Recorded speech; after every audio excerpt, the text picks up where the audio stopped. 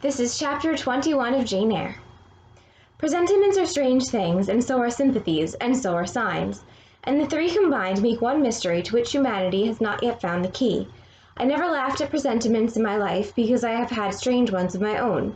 Sympathies, I believe, exist, for instance, between far distant, long absent, wholly estranged relatives asserting, notwithstanding their alienation, the unity of the source to which each traces his origin, whose workings baffle mortal comprehension. And signs, for aught we know, may be but the sympathies of nature with man. What Jane's talking about is she's thinking about that sort of like a natural intuition, I guess you would say. And this goes back to Victorian beliefs about providence, that God or fate or a combination of the two was guiding events so that even people who are far distant end up being somehow connected. So that was a pretty common Victorian belief, and that's what Jane is thinking about. And presentiments particularly are basically like the equivalent of foreshadowing. So these premonitions that you get, these feelings that you may have that something either for good or for bad, or even just something dramatic is going to happen. When I was a little girl, only 6 years old, I one night heard Bessie Leaven say to Martha Abbott that she had been dreaming about a little child, and that to dream of children was a sure sign of trouble, either to oneself or one's kin. The saying might have worn out of my memory had not a circumstance immediately followed which served indelibly to fix it there. The next day Bessie was sent for home to the deathbed of her little sister. So Jane remembers a time when Bessie dreamed of a child and said that it's a bad omen to dream of a little child, and then the following day Bessie finds out that her younger sister has passed away. And this is not just a Victorian thing here, but this is also a Gothic feature, that you'd have some sort of an omen, bad dream, something that signals maybe impending tragedy, or again, just that something dramatic is going to happen. Of late, I had often recalled this saying in this incident, for during the past week, scarcely a night had gone over my couch that had not brought with it a dream of an infant, which I sometimes hushed in my arms, sometimes dandled on my knee, sometimes watched playing with daisies on a lawn, or again, dabbling its hands in running water. I was a wailing child this night, it was a wailing child this night, and a laughing one the next. Now it nestled close to me, and now it ran from me. But whatever mood the apparition evinced, whatever aspect it wore, it failed not for 7 successive nights to meet me the moment I entered the land of slumber. So Jane has been dreaming of a child for a week now. I did not like this iteration of one idea, this strange recurrence of one image, and I grew nervous as bedtime approached and the hour of the vision drew near.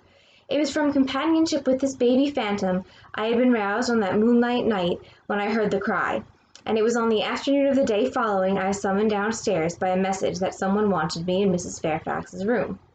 On repairing thither, I found a man waiting for me, having the appearance of a gentleman's servant. He was dressed in deep mourning, and the hat he held in his hand was surrounded by a crape band. I dare say you hardly remember me, miss, he said, rising as I entered, but my name is Leaven. I lived coachman with Mrs. Reed when you were at Gateshead, 8 or 9 years since, and I live there still. Oh, Robert, how do you do? I remember you very well. You used to give me a ride sometimes on Miss Georgiana's bay pony. And how is Bessie? You are married to Bessie? Yes, miss, my wife is very hearty, thank you. She brought me another little one about 2 months since. We have 3 now, and both mother and child are thriving. And are the family well at the house, Robert? I am sorry I can't give you better news of them, miss. They are very badly at present, in great trouble. I hope no one is dead, I said, glancing at his black dress. He too looked down at the crape round his hat and replied, Mr. John died yesterday was a week, at his chambers in London. Mr. John? Yes. And how does his mother bear it? Why, you see, Miss Eyre, it is not a common mishap. His life has been very wild. These last 3 years he gave himself up to strange ways, and his death was shocking. I heard from Bessie he was not doing well. Doing well? He could not do worse. He ruined his health and his estate amongst the worst men and the worst women. He got into debt and into jail. His mother helped him out twice, but as soon as he was free he returned to his old companions and habits. His head was not strong. The knaves he lived amongst fooled him beyond anything I ever heard.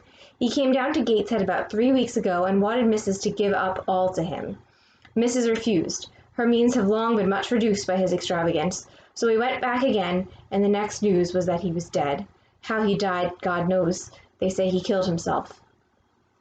So we find out now what's happened to John Reed. He got into further gambling trouble. Mrs. Reed lost a lot of her money and the family fortune because of John Reed's spending habits and gambling. John goes to ask for money. Mrs. Reed says no because she's basically out of money. And he goes back to London, and now the report is that he's actually committed suicide. So things are not looking good for the Reed family. I was silent. The tidings were frightful. Robert Leaven resumed.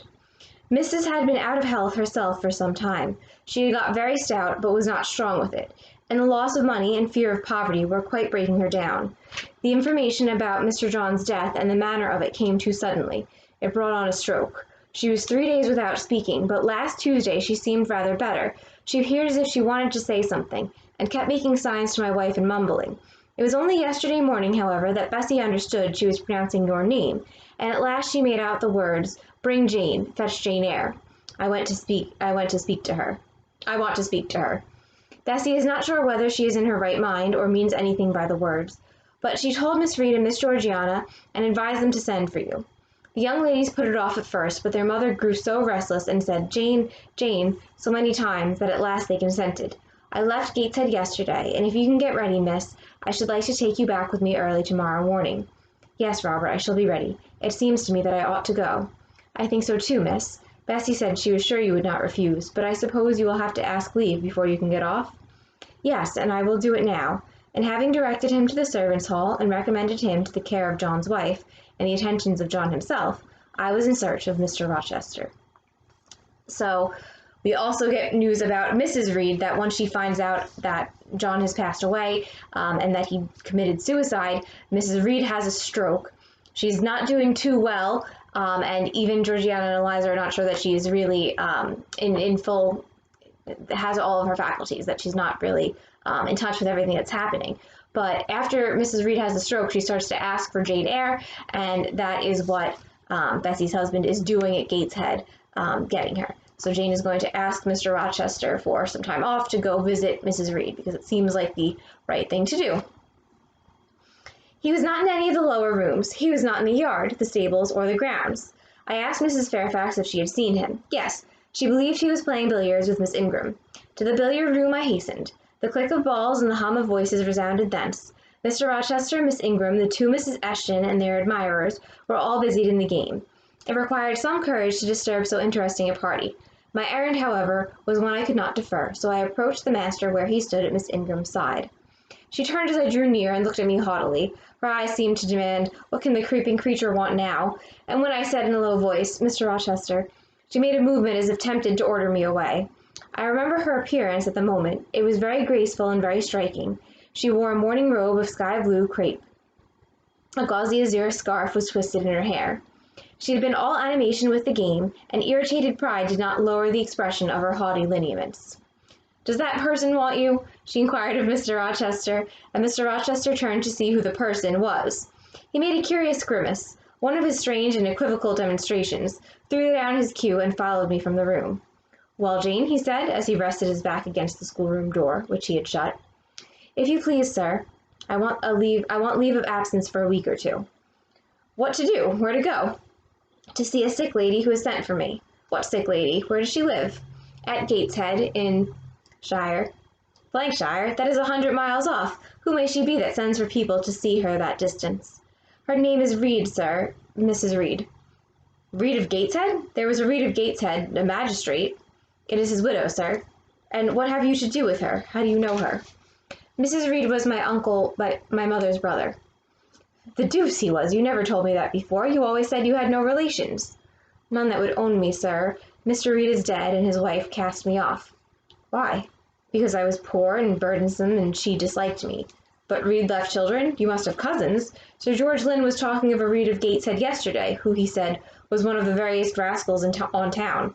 And Ingram was mentioning a Georgiana Reed of the same place, who was much admired for her beauty a season or two ago in London." "John Reed is dead too, sir. He ruined himself and half ruined his family, and is supposed to have committed suicide.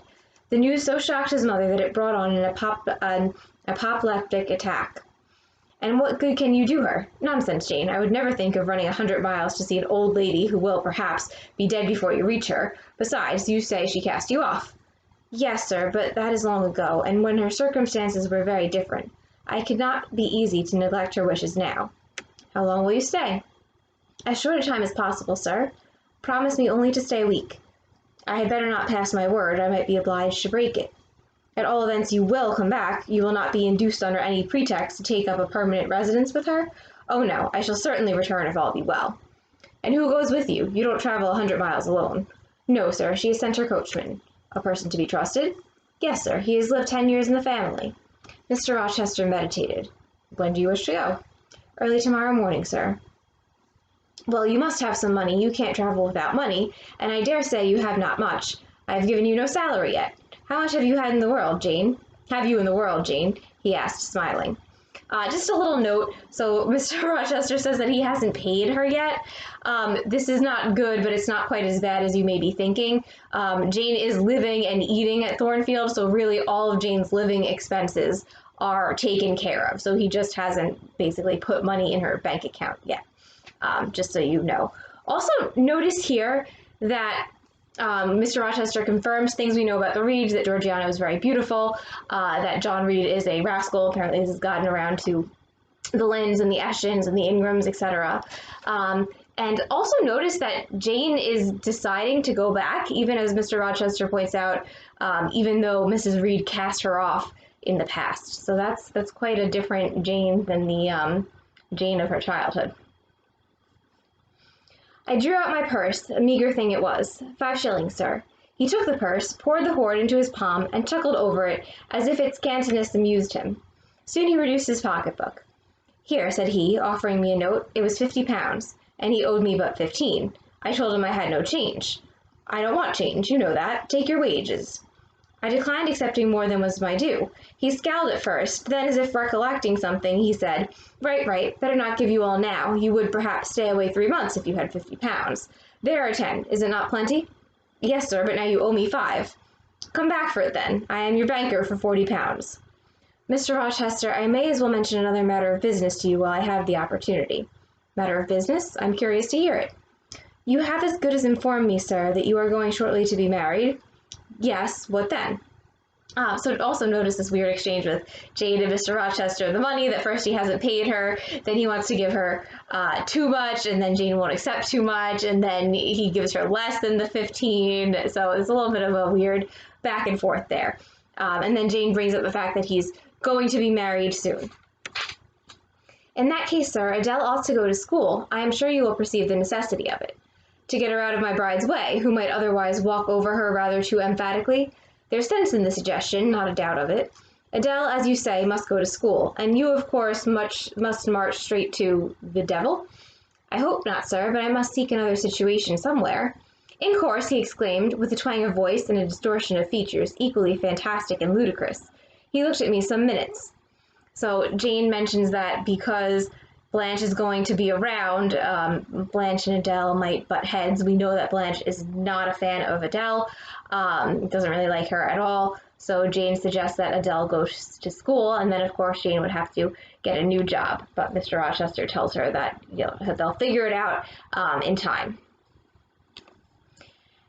And old Madam Reed, or the Misses, her daughters, will be solicited by you to seek a place, I suppose. No, sir, I am not on such terms with my relatives as would justify me in asking favors of them, but I shall advertise.